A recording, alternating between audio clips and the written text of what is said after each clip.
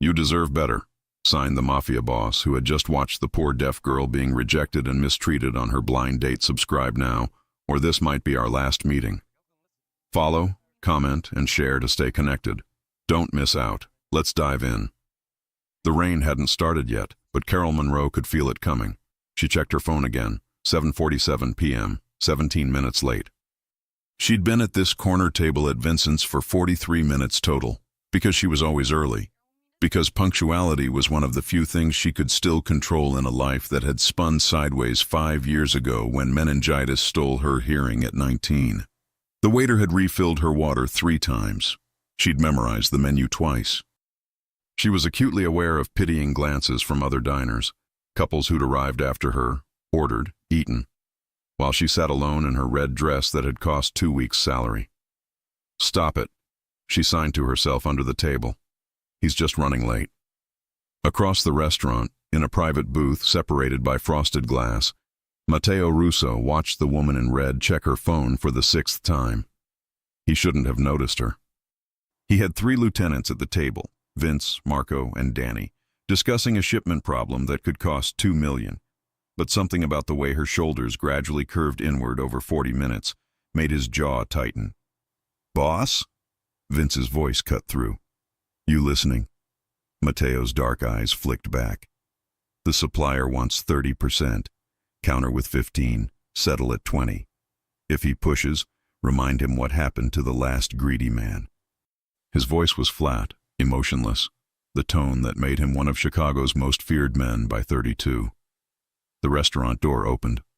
A man in an expensive suit walked in, scanning the room with self-assurance. 23 minutes late. Matteo watched the woman in red light up, standing slightly, relief flooding her face. The late arrival walked toward her with swagger. Sorry, Marcus said loudly.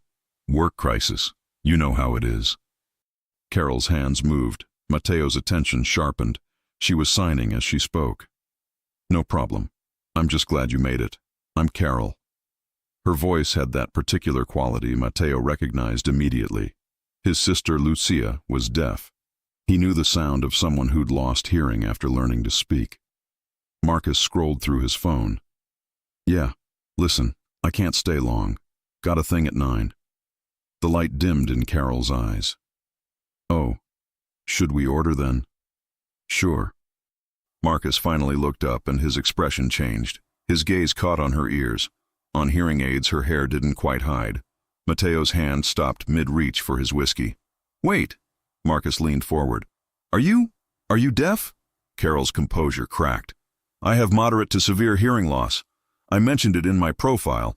You said hearing difficulties." Marcus made air quotes. "I thought you meant you needed things repeated sometimes, not that you were actually—" He gestured at her ears. "Handicapped." The word fell like a stone. An older couple nearby stopped eating. A woman in a business suit turned to stare. In the private booth, Matteo Russo's knuckles went white. "I'm not handicapped," Carol said steadily, though her hands trembled. "I'm deaf. I'm a sign language interpreter for Cook County courts. I graduated summa cum laude from Northwestern. Look." Marcus reached for his wallet. "I'm gonna be straight. This isn't what I signed up for. I don't do damaged goods." Carol flinched. "Think about it from my perspective," Marcus continued. "Every restaurant would be a hassle. I'd have to repeat everything. My friends would never let me hear the end of it, no pun intended, dating someone who can't even hear properly." "It's not genetic," Carol whispered. "I had meningitis. I almost died. Whatever. Point is, you weren't honest. You catfished me." Marcus dropped 2 20s on the table. "That should cover your cab home. To whatever sad life you've got." He stood, adjusted his tie. "Maybe try Christian mingle. Find some church guy who wants a charity case." Matteo was moving before his brain registered the decision. "Boss," Vince started. Matteo held up one hand. "Stay," and walked out with predatory grace. His $3,000 suit fit perfectly across shoulders that had broken bones. Other diners instinctively moved back as he passed. Marcus was almost to the door, but Matteo didn't walk toward Marcus. He walked to Carol's table where she sat frozen, trying to decide whether to leave immediately or order something to save face, calculating the least humiliating exit. He knew that calculation, had seen it on Lucia's face too many times. Mateo stopped directly in front of her table. Carol looked up, startled, finding a man who looked like he'd walked out of a movie about dangerous people. Dark hair swept back, sharp angles, eyes that had seen things that made decent people flinch. But Mateo's hands were already moving. His fingers shaped words with unexpected grace. He signed slowly, deliberately, making sure she could see every movement in the candlelight. "You deserve better than garbage." Carol's breath caught audibly. This stranger, this man who radiated danger, was signing to her. American Sign Language, fluent, natural. Around them, other diners watched in confusion. Mateo's hands moved again. "Men like that don't deserve to breathe your air." "Who?" Carol's voice cracked. "Who are you?" Mateo glanced at the empty chair, then back to her. He signed and spoke simultaneously. "Someone who knows you didn't deserve that. May I?" Carol should have said no, should have recognized the warning signs, the deference from staff, the way the manager appeared looking nervous, the expensive watch, the scar above his left temple. Instead, she nodded. Mateo sat with fluid grace, signing to the waiter. 2 menus, wine list. The waiter practically ran. "You sign," Carol said. "You actually sign." "My sister, Lucia, she's deaf. Born that way." Pride softened his dangerous face. 24 now, teaching deaf education on the South Side. I learned when I was 16. "Your sister's lucky." Something dark flickered across his expression. "I'm not sure luck is the right word for anything connected to me." They talked about Lucia's school, Carol's work interpreting in courts, the ways the world failed deaf people. Mateo ordered for them both, somehow knowing she'd prefer salmon, asparagus, Pinot Grigio. "Everyone here is terrified of you," Carol observed. "Yes. Why?" "Because of what I am, what I do. Which is nothing you want to know about on a first meeting." Carol studied him. Is this a first meeting? Or pity? Neither. Mateo's hands moved with his words. "This is me unable to watch someone diminish you without saying, 'You are not less than. You are not damaged. You are extraordinary, and any man who can't see that is blind in ways that can't be fixed.'" Tears escaped. Carol brushed them away. "You don't even know me." "I know enough. I know you showed up despite fear, held your head high when he tried to break you. You're still here." Mateo leaned forward. "And I know that dress is stunning. That smile before he arrived could light cities, and any man who walks away is a fool." Carol laughed wetly. "You're either very kind or very dangerous." "Both," Mateo said simply. "Always both." Hours passed like minutes. Finally, Mateo's phone buzzed. His expression hardened into something cold and lethal. "I have to go. Business that can't wait." But as he stood, he placed a card on the table. Just a phone number embossed in black. "If you're brave enough," he signed, "call me tomorrow. I'd like to see you again. Not because you need saving, but because I haven't had a conversation this honest in 5 years." Carol picked up the card. "And if I'm not brave enough, then I'll remember tonight as the moment I met someone extraordinary." His hands moved one last time. "But I hope you're brave, because I think you're exactly the kind of dangerous I've been missing." He walked away, his men materializing from corners, falling into formation. Carol sat alone again, but this time differently. She looked at the card, then at the empty seat where 2 very different men had sat tonight. One had tried to diminish her. The other had seen her. Her phone buzzed. "Zoe, how'd it go?" Terrible, then complicated, then possibly insane. But as she stood to leave, Carol knew one thing with certainty. She was going to call that number. She was going to be brave. Outside, rain finally falling, Mateo sat in his SUV, Vince driving. His phone buzzed. Supplier situation, shipment delayed, rival family making moves. But all he could think about was green eyes and graceful hands. His phone buzzed. Unknown number. This is Carol. From Vincent's. Texting now so you have my number, in case I lose my nerve by tomorrow. Something in Mateo's chest shifted. I'm glad you didn't wait. Are you home safely? Yes. Good tears now. The kind you get when a stranger reminds you that you're not what cruel people say you are. You never were. Call me tomorrow. Or tonight. Whatever you're brave enough for. Tonight then. In 10 minutes. When his phone rang exactly 10 minutes later, Matteo Russo, who controlled half of Chicago's underworld, who'd killed men with his bare hands, smiled for the first time in months. Hello, Carol. Hello, Matteo. So, tell me about these less legitimate businesses. In the driver's seat, Vince saw his boss's expression transform and knew everything was about to change. Because dangerous men who found something worth protecting were the most dangerous of all. And Matteo Russo had just found his reason. Carol's apartment was dark when she arrived home, rain drumming against windows like impatient fingers. She dropped her keys twice before unlocking the door, her hands still trembling from adrenaline and wine and the surreal turn her evening had taken. Her phone sat heavy in her purse. Matteo's number glowed in her recent calls, 43 minutes of conversation that had felt like stepping off a cliff in the dark, not knowing if there was ground below or endless falling. She kicked off her heels, the red dress suddenly feeling like someone else's costume. In the bathroom mirror, she studied her reflection, mascara slightly smudged, lipstick worn away, hearing aids visible now that she'd pushed her hair back. The devices that Marcus had looked at with disgust, that Matteo had barely glanced at, as if they were no more remarkable than earrings. Her phone buzzed. A text from Zoe. Girl. Details. Now. Carol typed back, tomorrow, I promise. Still processing. Is processing code for he was awful and you're crying? No. Processing is code for he was awful. Then a mafia boss intervened, and now I don't know what my life is. 3 dots appeared, disappeared, appeared again. Finally, what? Tomorrow. Breakfast. Lose. 9 a.m. I'll be there at 8:45.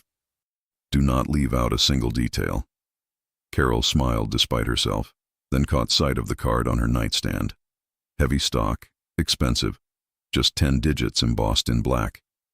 She'd held it the entire Uber ride home, running her thumb over the numbers like a talisman. She shouldn't call him. She knew that with the certainty of someone who'd worked in the criminal justice system for 3 years, who'd interpreted for mob trials, who understood exactly what family business and less legitimate meant in Chicago. Matteo Russo was dangerous, not metaphorically, actually literally dangerous. But when her phone rang at midnight, his name on the screen, Carol answered on the second ring.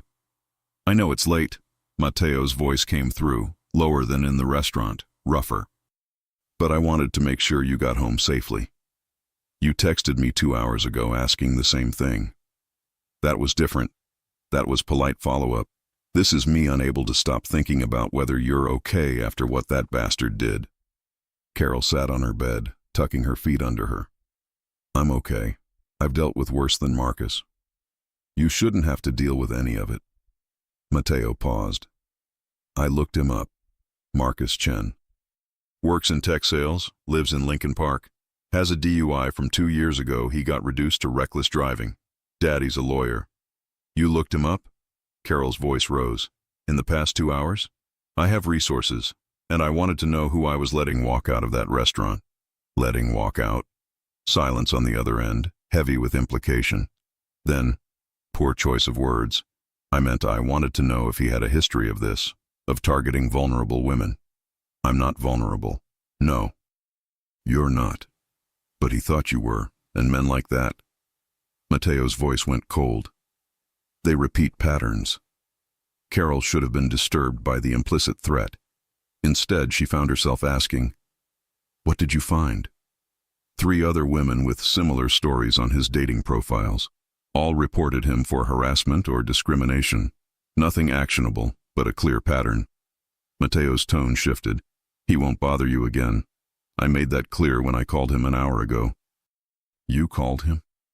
Carol stood abruptly. Matteo. I was polite, mostly. I simply suggested that his behavior tonight was unacceptable and that continued harassment of you would be ill-advised. You threatened him. I educated him about consequences. There's a difference. Carol should have hung up, should have blocked his number and counted herself lucky to escape whatever darkness surrounded this man. Instead, your sister, Lucia. Tell me about her. The change in Mateo's voice was immediate, the ice melting into something warm, almost vulnerable. What do you want to know? How you learned to sign? Why you learned? Mateo was quiet for a long moment. Carol could hear traffic in the background, the hum of a car engine. He was still out, conducting whatever business consumed his nights. I was 16, he finally said. Lucia was 8. Our mother had just died. Cancer, 6 months from diagnosis to funeral. Our father. He paused. He wasn't equipped to handle a deaf daughter, wanted to send her to an institution, said she'd never be able to function in the real world, that she was a burden he couldn't afford. Carol's throat tightened, so I took her, moved into our aunt's basement on the south side, got my GED, started working for my father's business to pay for Lucia's school, her therapies, everything she needed. Mateo's voice carried years of old anger. And I learned ASL because I refused to let her grow up thinking she was broken. Stayed up every night watching YouTube tutorials, practicing in mirrors until my hands ached. That's beautiful, Carol whispered. That's survival. Lucia is the only good thing I've ever done. Everything else, he trailed off. Everything else is just trying to build a world where she's safe. Even if that means doing dangerous things. Especially then. Carol walked to her window, looking out at rain-slicked Chicago streets. What happened to your father? He died when I was 20. I took over the family business. All of it. Mateo's voice went flat again. I became what I needed to become. And what's that? Someone people fear. Someone who protects what's his. Someone who... He stopped. Someone you should probably stay away from, Carol. For your own good. Is that what you want? For me to stay away?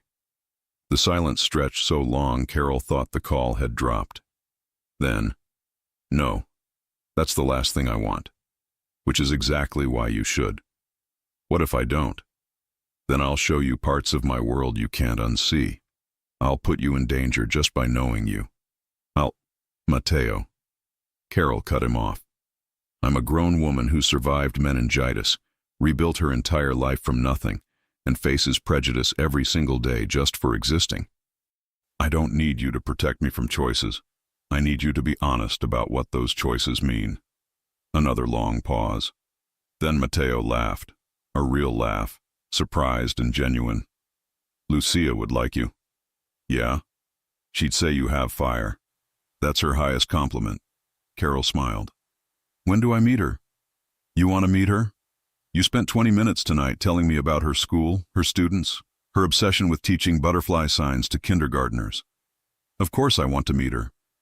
Carol, Mateo's voice went serious. If you meet Lucia, if you come into that part of my life, there's no casual exit. She doesn't let people in easily. Neither do I. This becomes real. Maybe I want real. Real with me is complicated. I interpreted for a mob trial last month. Watched a man sign his confession about 3 murders while his family cried in the gallery. I understand complicated. That's work. This is different. This is... Mateo stopped. I'm trying to protect you. From what? You? Or from missing something that could be extraordinary because it's dangerous? No answer. Just breathing and distant sirens and the weight of a question Carol hadn't meant to ask so directly. Finally, Saturday, Lucia's apartment, noon. I'll send you the address. Mateo's voice carried warning and promise.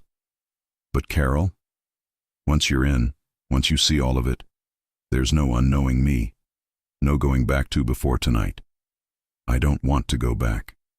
You might, after Saturday. Let me worry about that. Mateo exhaled slowly. You're either very brave or very stupid. You said that about yourself earlier. Maybe we match. Maybe we do. His tone softened. Get some sleep, Carol. Tomorrow you'll wake up and realize tonight was insane. And if I don't? Then I'll see you Saturday, and I'll introduce you to the only person in the world I'd die for." They said goodnight. Carol lay in bed, staring at her ceiling, listening to rain that finally began to slow. Her phone glowed with Mateo's address, South Side, a neighborhood she knew had history, had reputation, had the kind of power that didn't need to advertise itself. She should have been terrified. Instead, she fell asleep thinking about scarred hands shaping gentle words, and a dangerous man who'd learned a silent language for love. Saturday morning arrived cold and bright. Carol changed outfits 4 times before settling on jeans and a burgundy sweater. Casual enough not to seem desperate, nice enough to impress Mateo's sister. Lucia, the person he'd die for. No pressure. Her phone buzzed. "Zoe, still think this is insane. Text me every hour or I'm calling cops." Carol smiled. "Love you too. We'll check in." The address led to a renovated brownstone in Bridgeport, surrounded by wrought iron fencing that looked decorative but felt protective. Security cameras perched on corners. A man in black stood near the entrance. "Ms. Monroe, Mr. Russo is expecting you. 3rd floor, 3B. Carol climbed stairs with unsteady legs. What was she doing?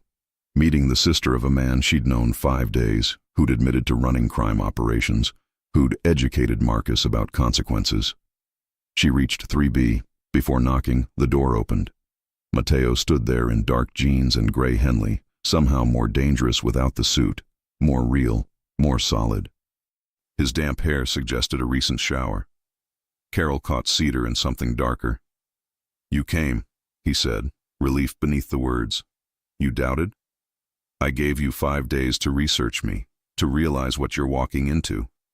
Mateo stepped aside. "Most people run when they understand." "I'm not most people." "No, you're really not."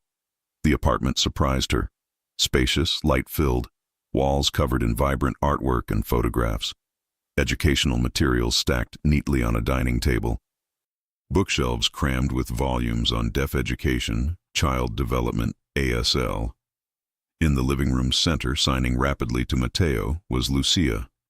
Petite, dark-haired like her brother, same sharp cheekbones and intense eyes. But where Mateo carried shadows, Lucia radiated light. Purple dress with butterfly patterns, hearing aids decorated with glittery stickers. When she spotted Carol, her face transformed into brilliant smile. "She's pretty," Lucia signed to Mateo, then turned to Carol. "Hi, I'm Lucia. Mateo won't shut up about you. Annoying and adorable." Carol laughed, signing back. "Hi, I'm Carol. Your brother is very annoying and adorable, so that tracks." Lucia's eyes widened. She grabbed Carol's hands, pulling her toward the couch. "You signed beautifully. Where did you learn?" "After I lost my hearing. Meningitis 5 years ago. Late deafened, like my friend Maria." Lucia bounced slightly. "She says it's like learning to be herself again." "Is that how it felt?" Carol settled onto the couch, aware of Mateo watching with unreadable expression. "Exactly. Like dying and being reborn as someone similar but different." Mateo brought coffee, somehow knowing Carol took cream and 1 sugar, then sat across from them. He signed and spoke. "I warned you. She doesn't stop talking." "You're one to talk.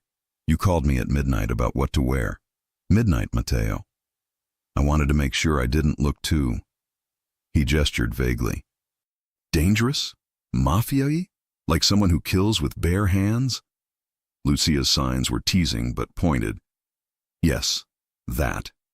Carol watched their rhythm. Easy love, the way Mateo softened around his sister. This was who he'd been before. Before their mother died, before the family business, before becoming someone people feared. "So," Lucia turned to Carol, "Mateo told me about the restaurant. That awful man. I'm sorry." "Thank you. Your brother made it better." "He's good at that. Fixing things. Protecting people." Lucia's expression turned serious. "Sometimes too good. He forgets to protect himself." Mateo shifted. "Lucia?" "No, she should know. You brought her here. That means she's important." The room's air changed, tension crackling. Lucia turned to Carol, signs deliberate. "My brother is trying to leave his life. The dangerous parts. He's been building legitimate businesses 3 years. Restaurants, real estate, import companies that actually import legal things. He wants out. Carol's eyes flicked to Matteo, staring at his coffee. But leaving isn't easy. There are people who don't want him to go, who would use people he cares about to control him. Lucia, that's enough. Matteo's voice was sharp. No, it's not. You brought her into this. Stop protecting her from information she deserves. The siblings stared at each other, silent conversation in the tension. Finally, Matteo looked away. She's right, he said to Carol. I should have told you. I'm working on an exit. I have lawyers, accountants, connections with federal prosecutors, trading information for immunity, for Lucia and me. Clean slate, legitimate life. Carol's throat tightened. When? 6 months. Maybe less. Matteo met her eyes. But until then, I'm still in. Still running operations. Still dangerous. And after? After, I'm just a guy who owns restaurants. Boring. Normal. He smiled without humor. Probably too boring for you. You could never be boring. Carol signed before thinking. Lucia clapped. I like her. She sees through your brooding act. Tension broke. Matteo shook his head, hint of smile showing. They spent 2 hours talking. Lucia's school, Carol's interpreting, navigating hearing worlds. Lucia showed curriculum plans, teaching strategies, dreams of opening her own school. Matteo's funding it, Lucia said proudly. Buying a building in Pilsen, renovating into a deaf education center, opening next fall. Carol looked at Matteo with new understanding. That's what the legitimate businesses are for. Partly. Also because I'm tired of looking over my shoulder, tired of being someone my sister has to explain. His jaw tightened. Tired of becoming my father. You're nothing like him, Lucia signed fiercely. Not yet, but every day I stay in, I get closer. Carol reached across, placing her hand on his. Scarred knuckles, calloused palm, but gentle fingers closing around hers. Then we make sure you get out, she said simply. We? Matteo's dark eyes searched her face.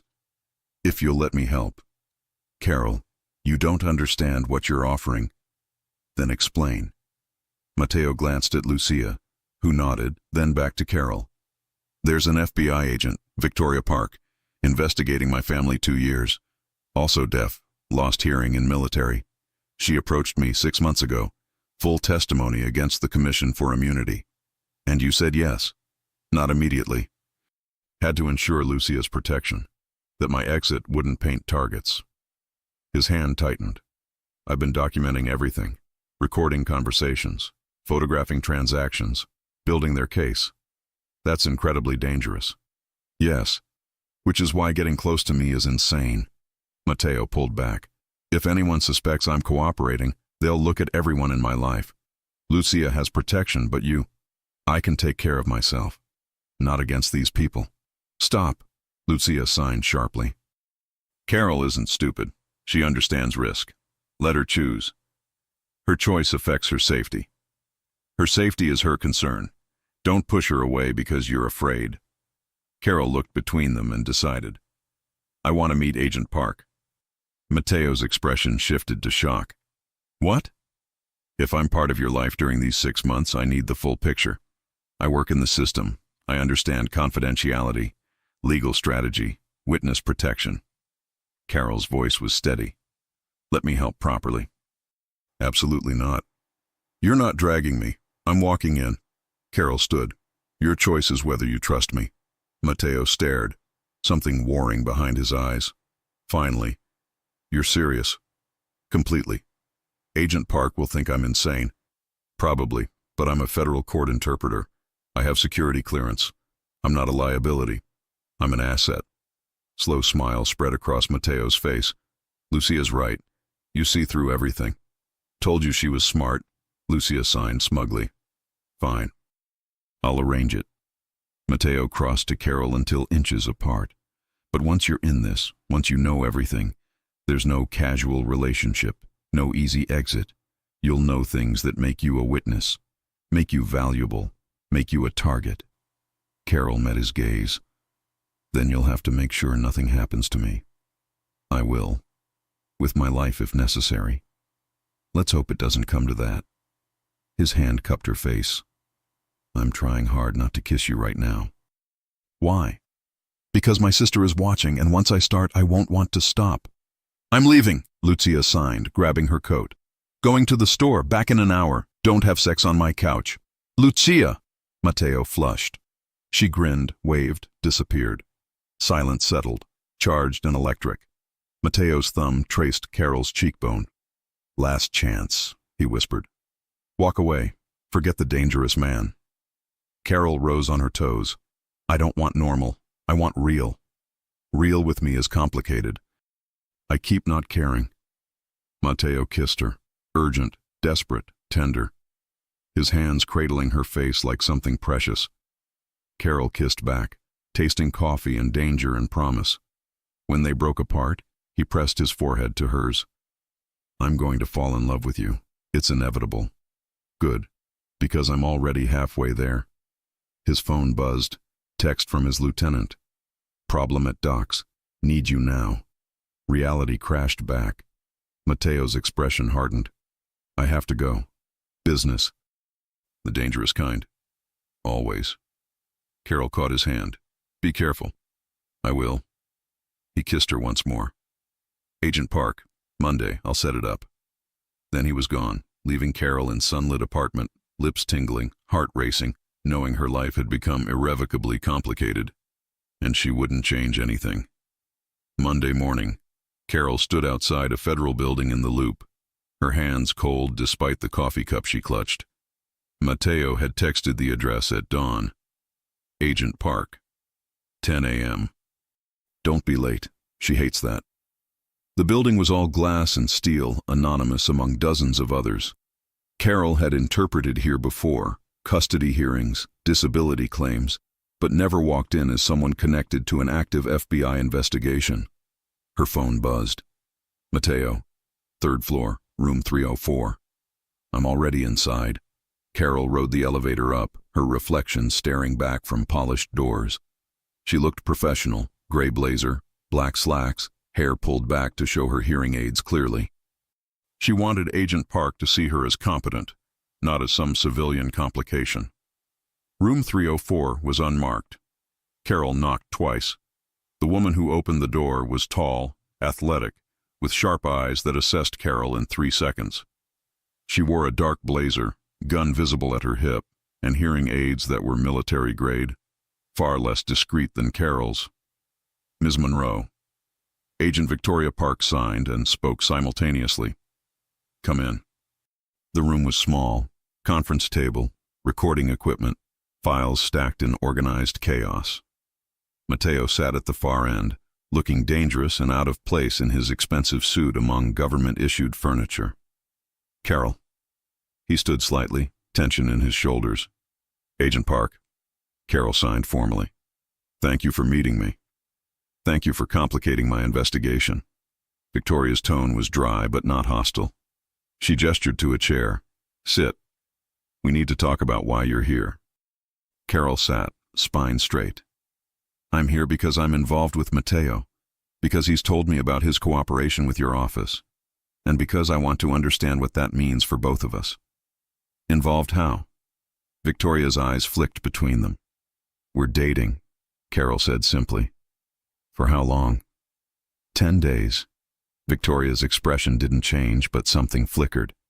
10 days, and he's already brought you into a federal investigation that could get him killed. I asked to be brought in. Carol met her gaze. I'm a sign language interpreter for Cook County courts. I have security clearance. I understand confidentiality. Understanding confidentiality and living with a cooperating witness are different things. Victoria pulled out a file. Let me be clear, Ms. Monroe. Matteo Russo is providing testimony that will dismantle one of Chicago's oldest crime families. The people he's implicating have billions in assets and zero hesitation about eliminating threats. If they discover he's cooperating, everyone close to him becomes a target. I know. Do you? Victoria leaned forward. Because knowing intellectually and facing actual danger are very different. These aren't people who make threats. They make examples. Mateo's jaw clenched, but he stayed silent. Carol signed slowly, deliberately. 5 years ago, I almost died from meningitis. I lost my hearing, my career path, everything I'd planned. I had to rebuild myself from nothing while people treated me like I was broken. I've faced discrimination, harassment, and isolation every single day since. She paused. I'm not naive about danger, Agent Park. I just think some things are worth the risk. Victoria studied her for a long moment, then looked at Mateo. You're sure about this? No, Mateo said flatly. But she's right. She deserves full information to make informed choices. Fine. Victoria opened the file. Here's what you need to know. Mateo has been documenting his family's operations for 6 months. Money laundering, drug trafficking, extortion, contract murders. We have recordings, photographs, financial records. In 3 months, we move forward with indictments. Mateo testifies, and in exchange, he gets full immunity and exits the organization. What about Lucia? Carol asked. His sister is already in our protection protocols. We have surveillance on her apartment, her school, her routine movements. She's safe. Victoria's expression softened slightly. We're not monsters, Ms. Monroe. We protect witnesses and their families. But I'm not family. Not legally, which is why you being here is complicated. Victoria pulled out another document. If you continue this relationship, if you become a permanent part of Mateo's life, you'd need to enter the protection program with them. Carol's stomach dropped. Enter how? New identity, new city, new life. Everything you are now, Carol Monroe, court interpreter, Chicago resident, disappears. Victoria's tone was matter of fact. Your family wouldn't know where you went. Your friends would think you just vanished. You'd be a ghost. The room fell silent except for the hum of fluorescent lights. That's the cost, Victoria continued. That's what being with Mateo permanently means. Are you prepared for that after 10 days of knowing him? Carol looked at Mateo, who was staring at the table, his hands clenched into fists. He looked like he wanted to argue, to push her away, to protect her from the choice she was facing. Can I think about it? Carol asked quietly. You have until we move forward with indictments. 3 months. Victoria closed the file. But understand, once you're in, there's no changing your mind. Once you know operational details, you become part of this, whether you want to be or not. Knowledge makes you valuable, and valuable things get targeted. I understand. Victoria stood, extending her hand. Carol shook it, firm grip, assessing eyes. For what it's worth, Victoria signed. I think you're either very brave or very stupid. I haven't decided which. Everyone keeps saying that, Carol signed back. Because it's true. Victoria glanced at Mateo. Walk her out, then come back. We have other matters to discuss. Mateo stood, placing his hand on Carol's lower back as they left the room. In the hallway, he pulled her into an empty stairwell, his expression torn between anger and fear. You shouldn't have come, he said. You should have stayed away from all of this. Too late now. It's not too late. You can walk away. Forget you heard any of this. Live your life. Mateo's hands cupped her face. I can't ask you to give up everything for me. Not after 10 days. Not after anything. You're not asking. I'm choosing. You don't know what you're choosing. Carol pulled his hands down, holding them between hers. Then show me. Stop protecting me from the truth and show me what your life actually looks like. The dangerous parts, the ugly parts, all of it. Mateo stared at her for a long moment. Then, tonight. I have business at the docks. Come with me. Will it be dangerous? Possibly, probably. His jaw tightened. But you want to see my world? That's my world. Money, power, violence. Are you sure? I'm sure. Then I'll pick you up at 8. Mateo kissed her forehead, gentle despite everything. Wear dark clothes. And Carol, if I tell you to run, you run. No questions. Promise me. I promise. He left her in the stairwell, returning to Victoria, and whatever dark business consumed his days. Carol stood alone, her heart racing, knowing she'd just crossed a line she couldn't uncross. Her phone buzzed. Zoe, lunch today? Need details about Mystery Mafia man. Carol typed back, lunch tomorrow. Tonight I'm seeing exactly how mysterious he really is. That sounds ominous. Probably. Carol, be careful. Always. But as Carol left the federal building, walking into cold October wind, she knew careful was the last thing she was being. Careful people didn't fall for dangerous men. Careful people didn't volunteer to witness criminal operations. Careful people protected themselves. Carol was done being careful. She'd spent 5 years rebuilding herself, proving she wasn't broken, fighting to be seen as whole. And now, for the first time since losing her hearing, someone saw her completely, saw her strength, her courage, her refusal to be diminished. If the cost of that was danger, she'd pay it. If the cost was giving up her old life, she'd consider it. Because Matteo Russo had stood up for her when no one else had spoken her language when the world stayed silent, had looked at her hearing aids and seen only Carol, extraordinary, fierce, worth protecting. That was worth risking everything for, even if everything included her life. Matteo's car arrived at exactly 8 p.m., a black SUV with tinted windows and a driver Carol didn't recognize. The man nodded once as she climbed into the back seat where Matteo waited, dressed in all black, his expression unreadable.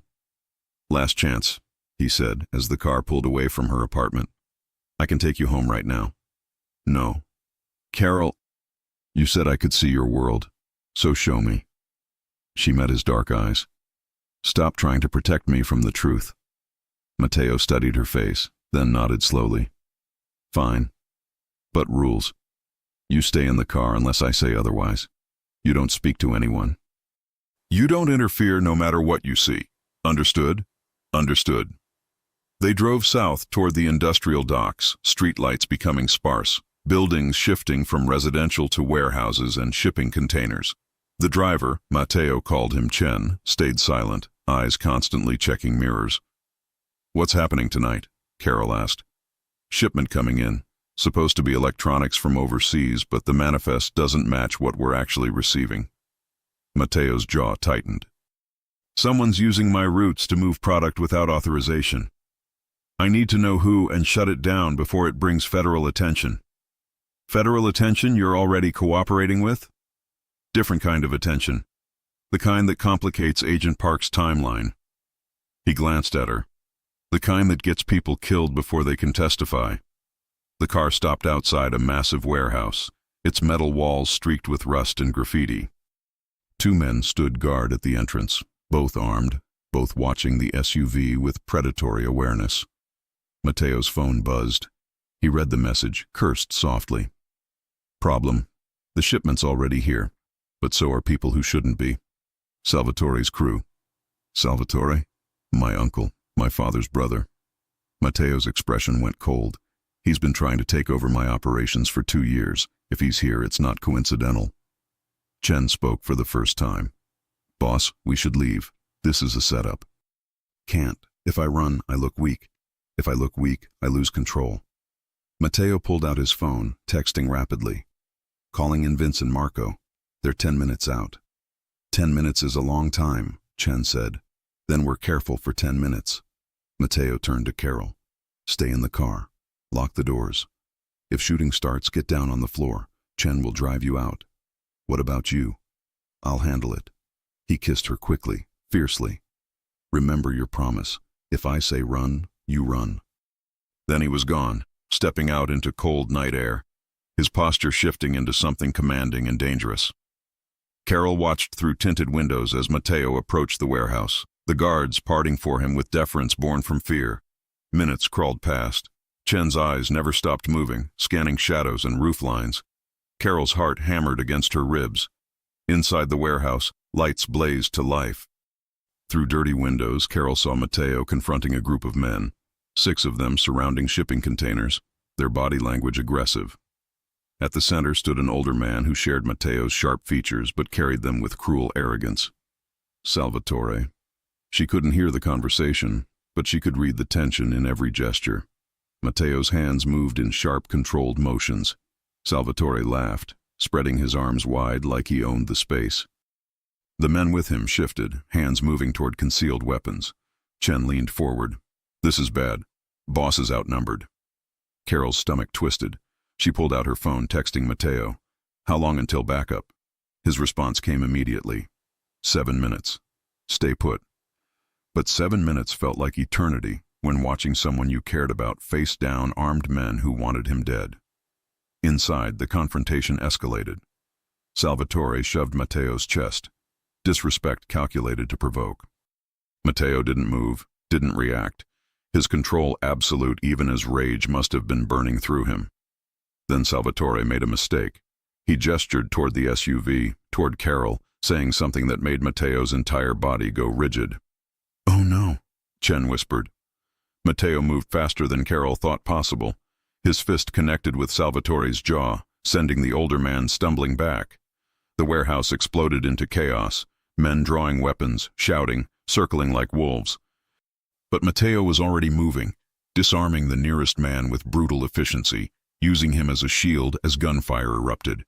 Chen threw the SUV into reverse, but Carol couldn't look away from the violence unfolding through the warehouse windows. This was Mateo's world, not the careful businessman in expensive suits, not the gentle brother signing with Lucia, not the man who'd defended her in a restaurant. This was the monster he'd been shaped into, precise, lethal, terrifying in his controlled fury. A black van screeched into the parking lot. Vince and Marco poured out with 3 other men, all armed, all moving with military precision toward the warehouse. The odds shifted. Salvatore's crew retreated, dragging their wounded, throwing wild shots as they fled through a back exit.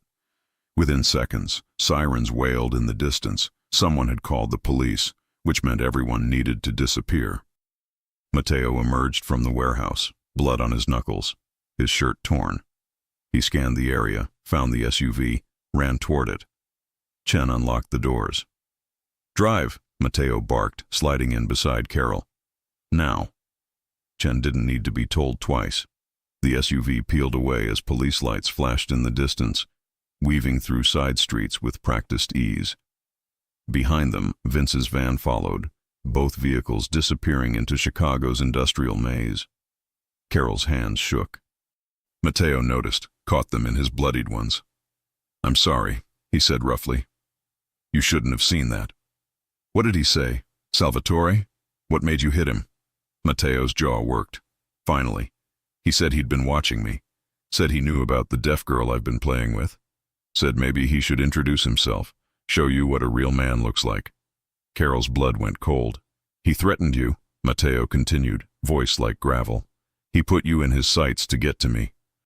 And I—" He stopped, breathing hard. "I lost control. You protected me. I escalated a situation that could have been handled diplomatically. I showed my uncle exactly how to manipulate me."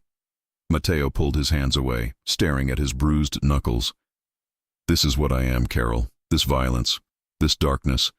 This is what you'd be signing up for." The SUV pulled into an underground parking garage. Chen killed the engine but didn't move, giving them privacy. Carol turned to face Mateo fully. "You think I didn't know violence was part of this? You think I'm naive enough to believe men leave organized crime through negotiation and polite requests? Knowing intellectually and witnessing are different. Stop." Carol's voice was sharp. "Stop deciding what I can handle. I watched you fight 6 men to protect me. I watched you control yourself when you wanted to kill your uncle. I watched you prioritize getting your people out safely over revenge." She caught his face in her hands, forcing him to look at her. "I saw exactly who you are, Mateo, the darkness and the control, and I'm still here. You're in shock. Tomorrow I'll still be here." Carol's thumbs brushed his cheekbones. "I'm not running. Not from this. Not from you." Mateo's control finally cracked. He pulled her against him, burying his face in her neck, his body shaking with adrenaline and relief and fear. Carol held him.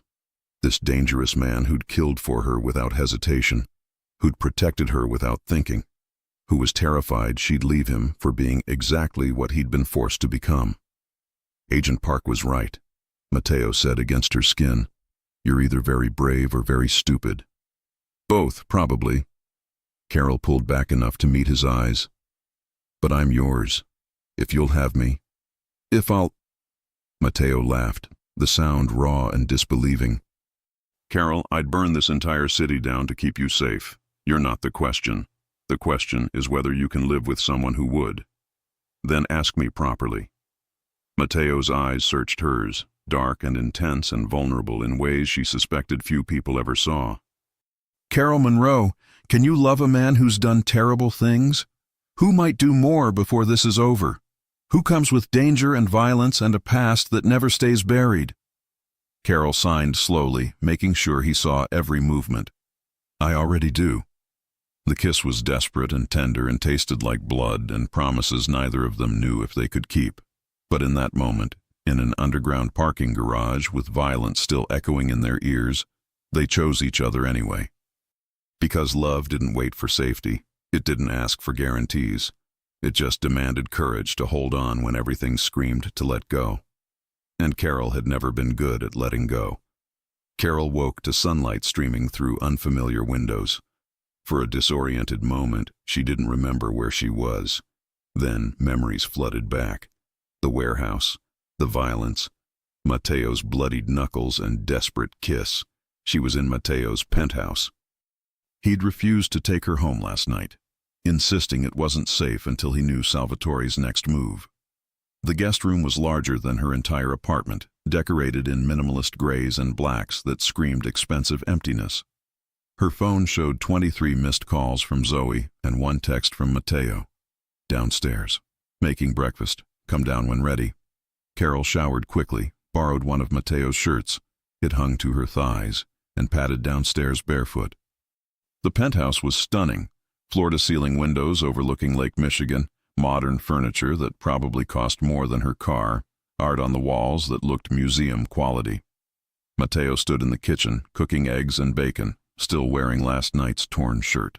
His knuckles were wrapped in white gauze. He looked up when she entered, something vulnerable crossing his face.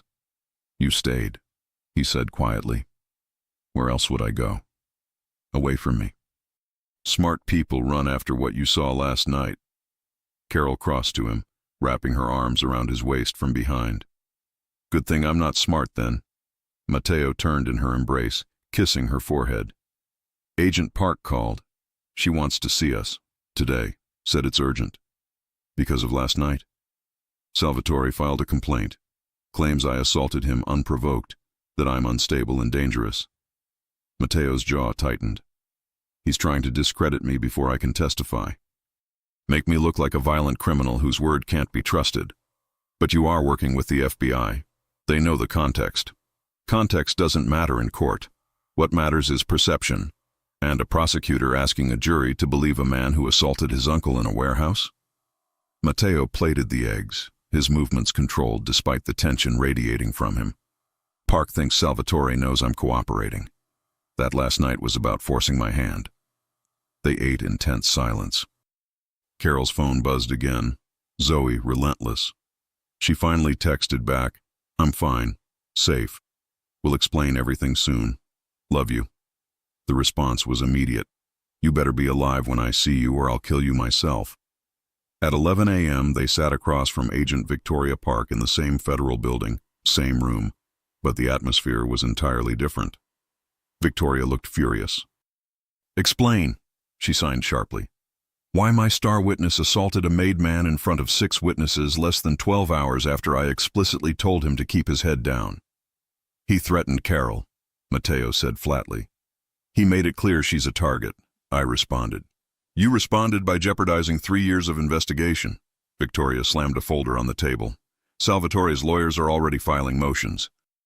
They're claiming you're mentally unstable, that you're fabricating evidence out of paranoia and vendetta. Every piece of testimony you've given me is now suspect because you can't control your temper. He threatened someone I care about. I don't care if he threatened the Pope. Victoria's signs were harsh, angry. You don't get to be a person with feelings anymore, Mateo. You're a witness, an asset. You keep your head down, you follow protocols, and you let us handle threats. Carol watched Mateo's expression shutter closed, his jaw working as he fought to control whatever he was feeling. She'd never seen him look so trapped. "There's more," Victoria continued, her tone slightly softer. "Salvatore isn't just trying to discredit you, he's escalating. We intercepted communications this morning.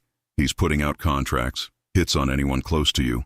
Lucia is safe because we have her covered, but Ms. Monroe..." Victoria looked at Carol directly. "You're exposed. You're not in our protection program. You're a civilian who witnessed illegal activity last night.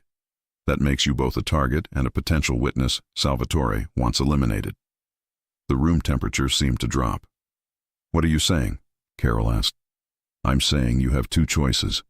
Enter witness protection immediately, tonight, and disappear until trials are over, or..." Victoria pulled out documents. "Or you cooperate formally. Give a statement about what you witnessed, become an official witness, and let us protect you properly." "If she gives a statement, she's tied to this forever," Matteo said. "She can't just walk away after." "She can't walk away anyway," Victoria said bluntly. "Salvatore knows who she is. He knows she was there. The moment she became part of your life, she became part of this investigation. I'm just making it official." Carol's hands felt numb. "And if I don't cooperate? If I just leave Chicago on my own? You'll be running for the rest of your life. Salvatore has reached beyond Chicago, beyond Illinois." Victoria's expression was almost sympathetic. "I know this isn't fair, Ms. Monroe. You didn't ask for any of this. But fair doesn't matter anymore. Only survival does." Matteo stood abruptly, pacing to the window. "This is my fault. I brought her into this. I should have stayed away." "But you didn't," Victoria interrupted. "And now we deal with reality, not should-haves. Ms. Monroe, I need an answer. Protection program or formal cooperation?" Carol looked at Matteo's rigid back, at the way his hands were clenched into fists, at the guilt radiating from every line of his body. She thought about her apartment, her job interpreting for courts, her best friend Zoe, her parents in Indiana who barely signed but tried. Her entire life, built carefully over 5 years of rebuilding herself. All of it would disappear, either into witness protection's manufactured identity or into the dangerous reality of being attached to Matteo's testimony. "If I cooperate formally," Carol said slowly, "I can stay in Chicago until the trials? With protection, yes. I can keep my job. Modified. We'd need to control your movements, but yes. And after? After Matteo testifies and this is over?" Victoria hesitated. "If we win, if the convictions stick, you'd theoretically be safe. Salvatore and the others would be in prison. But there are no guarantees, Ms. Monroe. There are always people on the outside. Always grudges that outlast sentences. So I'd never really be safe again." "No," Victoria admitted. "You wouldn't. That's the cost of being connected to this world." Matteo turned from the window, his expression devastated. "Don't do it, Carol. Take protection. Disappear. Live somewhere safe under a new name. Forget you ever met me." "Is that what you want?" "What I want doesn't matter. Your safety matters. My choice matters," Carol corrected. She stood, facing Victoria. "I'll cooperate formally. I'll give my statement, become an official witness, accept protection protocols. But I'm not disappearing, I'm not running, and I'm not leaving Matteo to face this alone." "Carol..." Matteo's voice broke. "No." She turned to him. "You stood up for me when a stranger humiliated me. You've protected me, been honest with me, shown me every ugly part of your world because I asked. Now it's my turn. I stand with you. Whatever that costs." Victoria watched them for a long moment, then nodded slowly. "All right, I'll start the paperwork. Ms. Monroe, you'll need to give a detailed statement about last night. Everything you saw, heard, witnessed. It won't be pleasant. I understand. And you'll need to move. Your apartment isn't secure. We'll set you up in a safe location, probably in the same building as Lucia for efficiency." "When?" "Today. Pack what you need. Everything else stays behind." Victoria gathered her files. "Welcome to witness protection, Ms. Monroe. Your old life ends now." After Victoria left to prepare documents, Carol and Matteo sat in heavy silence. Finally, he spoke. You could have chosen safety. I chose you. You chose danger and uncertainty and a future that might not exist. Carol took his bandaged hand in hers. I chose love, Mateo. Real, complicated, dangerous love. The kind that doesn't run when things get hard. I don't deserve you. Probably not. But you're stuck with me anyway. Mateo pulled her close, his forehead resting against hers. When this is over, if we survive this, I'm going to marry you. Build you a life where you're safe and loved and never have to look over your shoulder. Is that a proposal? It's a promise. He kissed her softly. A promise I'll do everything in my power to keep. Outside, Chicago continued its indifferent rhythm. But inside that federal building, two lives permanently intertwined, bound by choice and consequence, and a love neither had expected, but both refused to surrender. Even if surrender meant survival, even if love meant war. Carol's new apartment was in the same building as Lucia's, 3rd floor, 2 bedrooms, walls painted sterile white. FBI-approved furniture, panic button by the door. Bulletproof windows she couldn't open, prison disguised as protection. She'd been there 3 days when Mateo's restaurant burned. The call came at 2 a.m., Mateo's name flashing on her screen, his voice ragged. Vincenzo's is gone, fire. Lucia's staff were closing. 4 people hospitalized. Carol, they were all deaf. She was dressed and downstairs in 90 seconds. Mateo's SUV idled at the curb. Vince driving. Mateo in back looking like violence barely contained. His knuckles were bloody. He'd already hit something. Agent Park said you shouldn't come, he said flatly. Then she can arrest me. Carol climbed in. Drive. The restaurant was still burning when they arrived. Firefighters battled flames shooting through the roof of Vincenzo's, Mateo's flagship, the legitimate business he'd built specifically to employ deaf workers. The place that was supposed to prove he could be more than his father's son. Now it was ash and accusation. Mateo stood on the sidewalk, watching his dream burn, his hands clenched so tight his bandages tore. Carol touched his arm. He flinched like she'd struck him. 4 of Lucia's students work tonight, he said hollowly. Kids, Carol. 18, 19 years old, just trying to make tuition money. And Salvatore burned them because they work for me. You don't know it was Salvatore. I know. Mateo's voice could cut glass. Fire inspector already found accelerant. Security cameras were disabled 30 minutes before ignition. This wasn't accidental. This was a message. Agent Park appeared from the crowd, her expression grim. She signed quickly. Salvatore has an alibi. He was at a charity gala downtown with 200 witnesses. Of course he was. Mateo's laugh was bitter. He pays people to burn buildings while he drinks champagne and collects tax deductions. The injured employees? Carol asked. Smoke inhalation, burns. One has a collapsed lung. Victoria's signs were efficient, clinical. They'll survive. But Mateo, you can't retaliate. That's exactly what Salvatore wants. Evidence that you're unstable and violent. I'm supposed to do nothing. Mateo's hands moved sharply. Let him burn my business? Hurt people under my protection? Where does it stop? It stops when we arrest him, when your testimony puts him away for life. Victoria stepped closer. 3 months, Mateo. That's all you need to wait. 3 months and this ends legally. 3 months for him to keep attacking? To kill someone next time? We'll increase protection. Your protection didn't stop this. Mateo gestured at the burning restaurant. Your surveillance didn't prevent 4 kids from ending up in the hospital. Silence fell, broken only by crackling flames and shouting firefighters. Victoria's expression didn't change. You're right, we failed tonight, but revenge fails permanently. You hit back. You give prosecutors ammunition to destroy your credibility. You give Salvatore exactly what he needs to paint you as the aggressor. Carol watched Mateo struggle, watched the war between who he'd been and who he was trying to become play out across his face. Finally, his shoulders dropped. Fine. No retaliation. His voice was dead. But I'm doubling security on Lucia, on Carol, on every property I own. Agreed. Victoria handed him a card. Fire inspector's preliminary report. They'll want your statement tomorrow." She left. Matteo stood watching his restaurant burn for another hour, Carol beside him, saying nothing because there was nothing to say. Some things didn't have comfort. Some losses didn't have words. When the flames finally died to smoldering ruins, Matteo spoke without looking at her. "This is what loving me costs, Carol. People get hurt. Dreams burn. Everything I build turns to ash because I can't escape what I am. You're not responsible for what Salvatore does.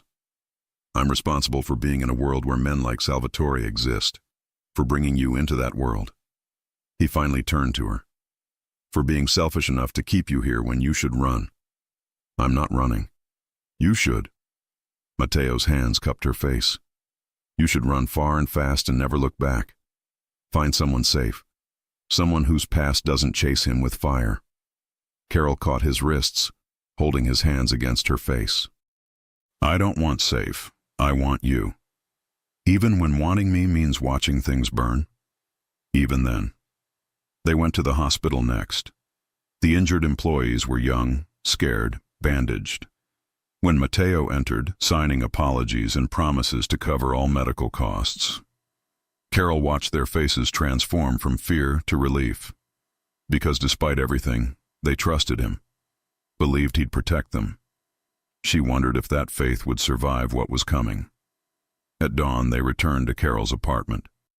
Matteo collapsed on her couch, exhaustion and rage etched into every line of his body. Carol sat beside him, pulling his head into her lap, running fingers through his hair. "Tell me about the restaurant," she said softly. "Before tonight. Tell me what it meant." Matteo was quiet so long she thought he wouldn't answer. Then, "It was proof. Proof I could build something good. That I wasn't just my father's violence and my uncle's greed. Every deaf person I hired, every sign language class we hosted, every dollar that came from legal work, it was evidence I could change. You still can. Can I? Or am I just a killer pretending to be legitimate?" His voice cracked. "Maybe Salvatore's right. Maybe I'm exactly what I was raised to be, and everything else is just delusion." "No." Carol's hands moved firmly, making him look at her. "You're a man who learned sign language for his sister, who stood up for a stranger being humiliated, who's risking everything to testify against his own family. That's not delusion. That's choice. Choices don't matter if people keep getting hurt. Then we make sure no one else does. We survive 3 months. We get Salvatore arrested. We end this." Carol leaned down, kissing his forehead. "Together." Matteo pulled her closer, burying his face against her stomach. "I love you," he whispered. "I love you, and I'm terrified that's going to get you killed. I love you too. And I'm staying anyway." They fell asleep like that. Carol on the couch, Matteo's head in her lap, both of them exhausted and afraid and committed to a future that felt more uncertain with every passing day. Outside, Chicago woke to news of the fire. Salvatore read reports with satisfaction over breakfast. And Agent Victoria Park stared at surveillance photos, calculating how to keep witnesses alive long enough to testify. The war had begun.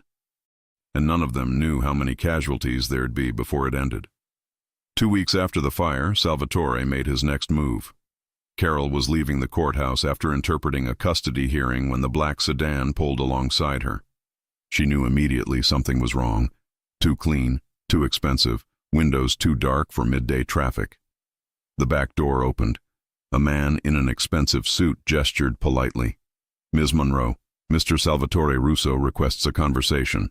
5 minutes of your time." Every instinct screamed run. But FBI security was a block away. People surrounded her, and the man's tone was courteous, almost bored. Refusing felt more dangerous than complying. 5 minutes, Carol said, climbing in. Salvatore sat across from her, older than Matteo, but with the same sharp features twisted by cruelty and arrogance. He smiled like a shark. "Ms. Monroe, thank you for being reasonable." His voice was smooth, practiced. "I've heard so much about you. The deaf girl who captured my nephew's attention. What do you want?" "Direct. I appreciate that." Salvatore leaned back, completely at ease. "I want to make you an offer, a generous one. $500,000 deposited in any account you choose in exchange for you disappearing from Mateo's life. Carol's stomach dropped. You're trying to buy me off? I'm trying to save your life. Salvatore's expression didn't change. My nephew is cooperating with federal agents, preparing to testify against his family. That makes him a traitor, Ms. Monroe. And traitors don't get happy endings. Neither do the people they love. Is that a threat? It's reality. Mateo will testify, yes. He might even survive it. But you? Salvatore tilted his head. You're a vulnerability he can't afford, a weakness his enemies will exploit. Take the money. Start fresh somewhere safe. Let him face his consequences alone. No. Salvatore's smile thinned. You misunderstand. This isn't negotiation. This is mercy. I'm giving you an exit before things become unpleasant. And if I refuse, then you become part of the problem, and problems get solved. His tone remained pleasant, making the threat more chilling. I have no desire to hurt you, Ms. Monroe. You're innocent in this. But innocence doesn't grant immunity. Ask my nephew's restaurant employees about that. Rage flooded Carol's veins. You put 4 people in the hospital. I sent a message. The next one will be clearer. Salvatore pulled out a folder, sliding it across to her. Photos from this morning. Your best friend Zoe leaving her apartment. Your parents at their home in Indiana.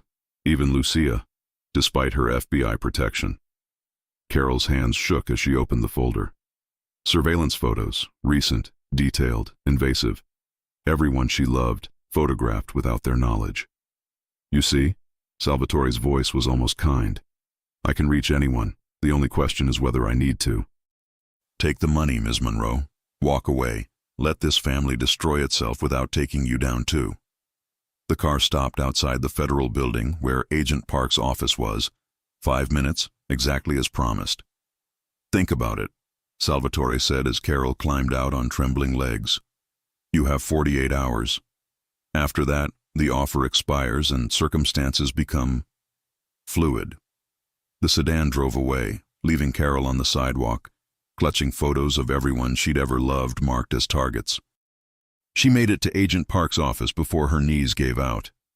Victoria listened to Carol's story with increasing anger, her signs sharp and precise. He approached you in public? He's getting desperate. He has surveillance on everyone. Zoe, my parents, Lucia, despite your protection. We knew about the surveillance. We're monitoring his people, monitoring you. Victoria's expression was grim. But the direct approach is new. He's trying to isolate Mateo before the testimony. Will it work? That depends on you. Victoria leaned forward. Ms. Monroe, I need complete honesty. Are you considering his offer? Carol thought about $500,000, about disappearing, about her parents never knowing why she vanished, Zoe never forgiving her, but all of them being safe. No, she said finally, I'm not leaving. Even knowing he'll escalate? Even then. Carol met Victoria's eyes. But I need to know, can you actually protect everyone? Or is Salvatore right that you can't stop him? Silence stretched between them. Finally, Victoria sighed. I can't guarantee perfect safety. I can make it harder for him, increase surveillance, add security. But determined people find ways. You need to understand that. I do. And you're staying anyway? I am. Victoria studied her for a long moment, then nodded with something like respect. Then we accelerate the timeline. Mateo testifies in 6 weeks instead of 3 months. We move fast before Salvatore can make good on his threats. Will Mateo agree? He doesn't have a choice. This is happening. Victoria stood. Go home. Stay in your apartment until I contact you. And Ms. Monroe? Don't tell Mateo about Salvatore's offer. Not yet. He'll do something reckless if he knows his uncle approached you directly. Carol returned to her apartment, locked the door, and stood in her safe-house prison staring at surveillance photos of everyone she loved. Her phone buzzed. Mateo texting, Dinner tonight. Need to see you. She typed back, Yes.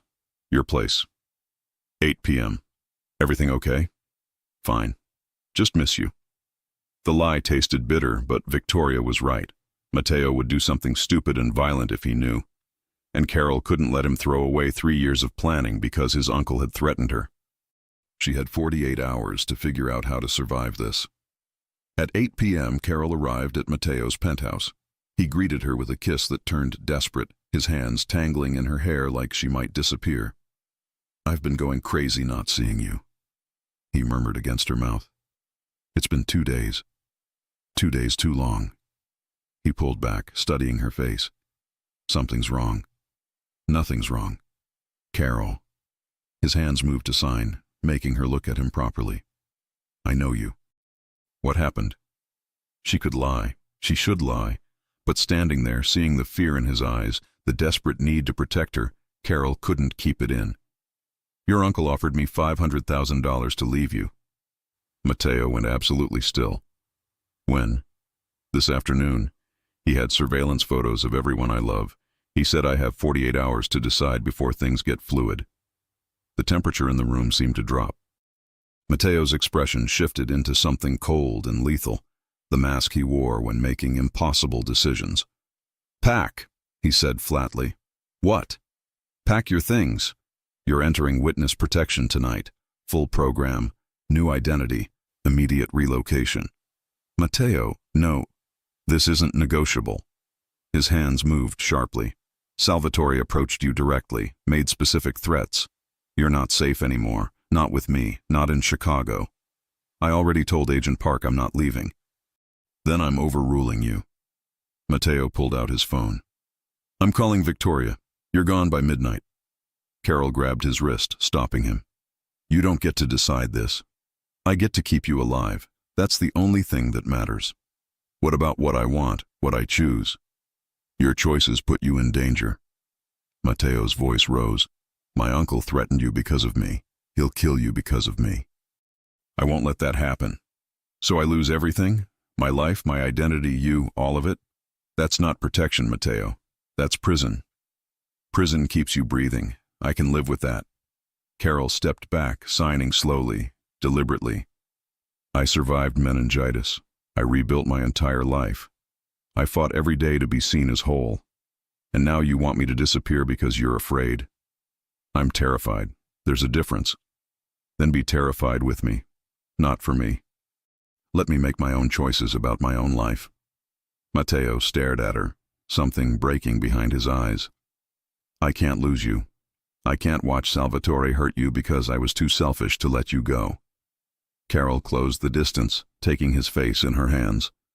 "Then testify sooner. End this faster. Agent Park said 6 weeks. We can survive 6 weeks. 6 weeks is eternity when someone wants you dead. Then we make it shorter.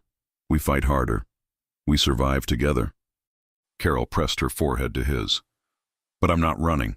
Not from your uncle. Not from this life. Not from you." Matteo's arms wrapped around her, crushing her against him. "You're the bravest and most stubborn person I've ever met. Learned from the best." They stood like that for a long time, holding each other in the face of threats neither could fully control. Outside, Chicago glittered with lights and indifference.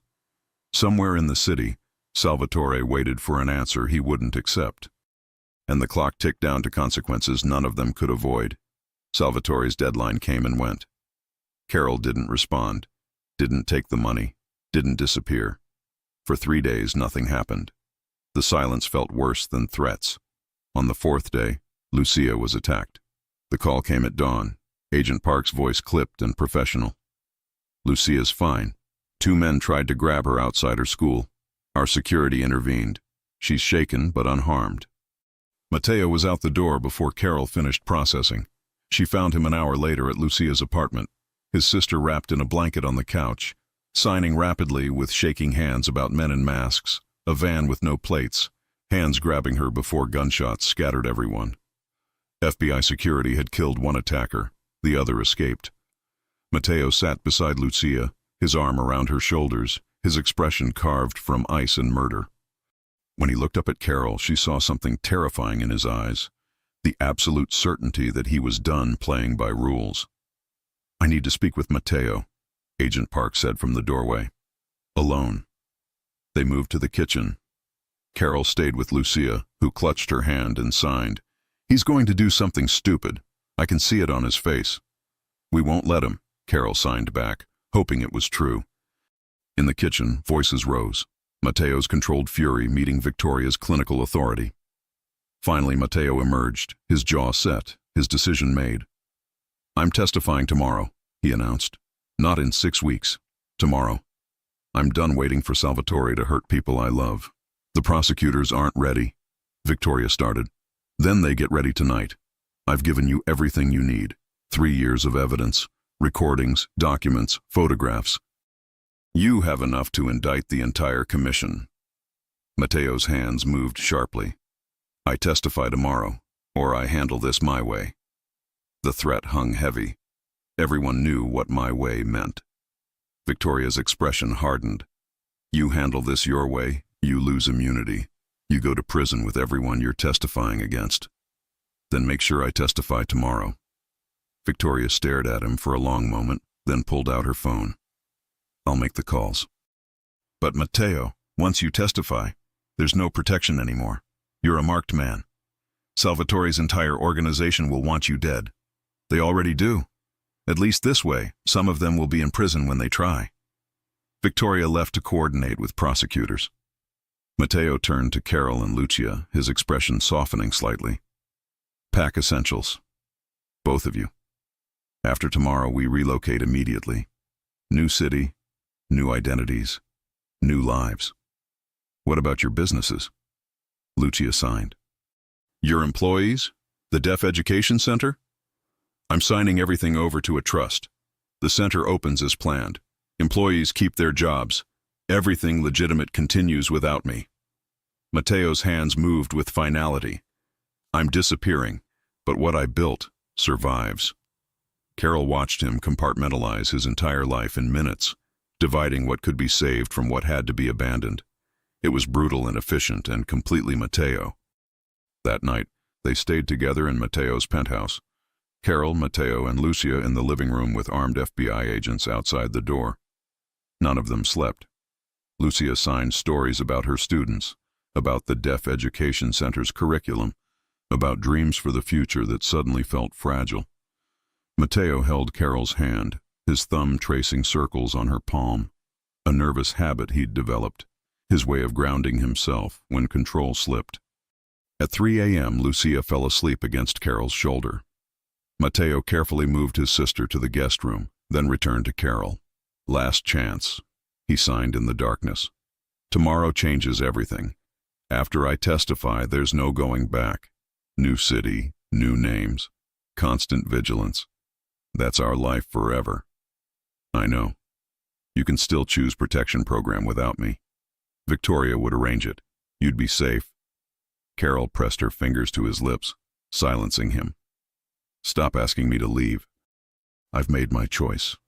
I'm staying. Even knowing what it costs? Especially knowing what it costs." Carol's hands moved firmly. "I love you. Not the version of you that's safe and easy. I love the man who learned sign language for his sister, who stood up for a stranger, who's trying desperately to be better than what he was raised to be.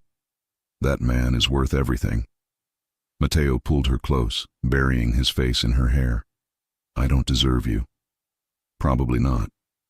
But you're stuck with me anyway." They held each other until dawn, memorizing the feel of this moment before everything changed forever. At 8 a.m., Matteo entered the federal courthouse surrounded by FBI agents. Carol and Lucia watched from a secure room via video feed as prosecutors sworn him in as he began 3 years' worth of testimony. He spoke for 6 hours, named names, detailed operations, provided evidence that would dismantle the Russo crime family brick by brick. Carol watched Salvatore's face in the gallery, watched rage and betrayal twist his features as his nephew destroyed everything their family had built. At 2 p.m., Matteo finished. The judge called recess. Indictments would be issued immediately. Victoria appeared in their secure room. "It's done. Warrants are being executed now. Salvatore, the commission, everyone Matteo named, they're being arrested within the hour. And us?" Lucia signed. Transport leaves in 30 minutes.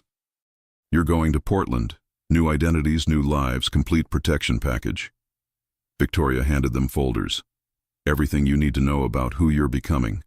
Carol opened hers. Her new name was Sarah Mitchell, age 28, freelance graphic designer. No mention of deafness, of Chicago, of court interpreting. Her entire history rewritten in bureaucratic prose. You'll have support in Portland, Victoria continued. Deaf community contacts, job placements, housing. We've thought of everything. Except how to stop being who we actually are. Carol signed. Victoria's expression softened slightly. That part you figure out yourselves. Mateo returned under heavy guard, his face exhausted but relieved. He signed to Lucia first. It's over. You're safe now. Lucia threw her arms around him, crying silently against his shoulder.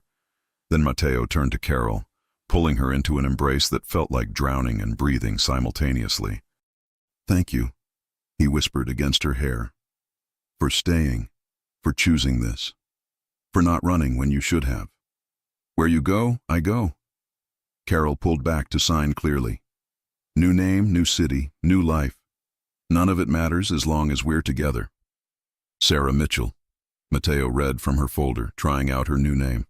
I'm Michael Torres, apparently. Construction consultant. Close enough to the truth. Nothing about this is close to truth, but we'll make it work. He kissed her forehead. We'll build something real from these borrowed identities. 30 minutes later, they climbed into an unmarked van, Mateo, Carol, and Lucia, leaving behind everything they'd been for the uncertain promise of what they might become. Chicago disappeared behind them. Salvatore was arrested at his social club, screaming about betrayal and family loyalty even as handcuffs clicked shut. And somewhere in federal records, 3 people died on paper so they could live in reality. The price of freedom was everything they'd been, but the reward was each other. And sometimes that was enough. Portland rain felt different than Chicago's. Softer, relentless. Like the city was perpetually crying. Carol, Sarah now, she had to remember Sarah Mitchell, stood at the window of their new apartment, watching water streak down glass, trying to recognize herself in this borrowed life. 3 months since testimony. 3 months since becoming someone else. Michael Torres, Mateo, always Mateo in her head, appeared behind her, wrapping arms around her waist, resting his chin on her shoulder. His hands signed against her stomach. You're thinking too loud. Just adjusting. Liar, you're grieving. Carol turned in his embrace. He was right, of course. She was grieving Carol Monroe, court interpreter, Chicago resident, woman who'd rebuilt herself after meningitis. That person was gone, erased as thoroughly as if she'd never existed. Zoe called my old number again yesterday. Carol signed. 14th time this month I heard the voicemail. She's crying, begging me to call back, to let her know I'm alive. Mateo's expression tightened with guilt. I'm sorry. Don't be. I chose this. Carol touched his face. I just didn't realize choosing you meant losing everyone else. We could arrange contact. Victoria said supervised calls. No, that makes it worse. Better she thinks I disappeared than knows I'm alive and won't talk to her. Carol's hands trembled slightly. Better my parents think I'm dead than know I chose to become someone else. They stood in heavy silence, holding each other against the weight of consequences that seemed heavier in Portland's gray light. Lucia, now Elena Torres, Mateo's younger sister in official records, knocked on their door. She'd adapted faster, throwing herself into Portland's deaf community, already teaching at a school for deaf children, rebuilding what she'd lost with determined optimism. Stop moping, she signed cheerfully. We're going out. There's a deaf culture event tonight. Music through vibration, visual performances, community gathering. You both need to remember the world exists beyond this apartment. I don't think, Carol started. Not a suggestion, a command. Lucia's hands moved firmly. You've been Sarah Mitchell for 3 months. Time to let her actually live instead of just existing. She was right. Carol had been going through motions, freelance graphic design work that paid bills but meant nothing, grocery shopping in neighborhoods where no one knew her, avoiding connection because connection required truth she couldn't give. That evening, they entered a community center transformed by deaf culture. No spoken words, just hands flying in conversation, music translated through floor vibrations and light displays, visual poetry projected on walls. Carol felt something unclench in her chest. This language, this community, this was real even when everything else was performance. A woman approached, signing, "New to Portland? I'm Jennifer. Welcome. Sarah, this is my partner Michael and his sister Elena." The lie came easier now. Sarah Mitchell, graphic designer, from Seattle originally. Moved to Portland for work. Simple backstory, rehearsed until automatic. Jennifer introduced them to others. Within an hour, Carol, Sarah, was laughing at signed jokes, discussing deaf education with Elena's new colleagues, watching Mateo, Michael, relax into conversation about construction consulting, the cover story close enough to his legitimate businesses that he didn't stumble. For the first time since Chicago, Carol felt almost normal. On the drive home, Lucia signed from the back seat. "See, life exists here too. Different life, but still life." "You're insufferably wise for 24, Mateo signed back. "Someone has to be since you two insist on dramatic melancholy." Carol laughed despite herself. Lucia had always been the light in Mateo's darkness, refusing to let circumstances define her, insisting on joy even when the world made it difficult. Back at the apartment, after Lucia left for her own place 2 floors down, Mateo pulled Carol onto the couch, signing, "She's right. We've been surviving instead of living. Is there a difference when everything's based on lies? The names are lies. This," he gestured between them, "this is real. Our love doesn't need true names to be true." Carol traced his face, the scar above his temple, the sharp cheekbones, the eyes that had seen too much violence but still looked at her with devastating tenderness. Michael Torres looked exactly like Mateo Russo. No surgery could change that. He'd always carry his past in his features. "I want to marry you," she said aloud, signing simultaneously. Mateo's eyes widened. "What?" "Marry me. Make it official. Sarah Mitchell and Michael Torres. Ridiculous fake names and all. I want the paperwork, the ceremony, the legal bond that says we chose each other." "Carol." "Sarah," she corrected gently. "I'm Sarah now, and Sarah wants to marry Michael, even knowing we're really other people, even knowing our marriage license will be built on federal lies. I want you as my husband." Mateo pulled her into his lap, cradling her face in scarred hands. "You're sure? Because married means permanent. Means no more questioning if this was worth it. I stopped questioning that the night you stood up for me in a restaurant. Everything since has just been confirmation." Carol kissed him softly. "So yes, I'm sure. Marry me, Michael Torres." "Yes." He kissed her back, desperate and tender. "Yes, Sarah Mitchell, I'll marry you. Tomorrow if you want. Today if we can find someone." They married 2 weeks later in a small ceremony at Portland's courthouse. Lucia stood as witness, along with Jennifer from the deaf community event, the first friend Sarah Mitchell had made, even if she'd never know Carol Monroe existed. The officiant signed the ceremony, making it accessible, making it theirs. When Mateo, Michael, signed his vows, his hands shook. "I promise to love you with my real name and this borrowed one, to protect you without controlling you, to build a life worthy of the sacrifice you made. You are my truth in a world of lies, Sarah.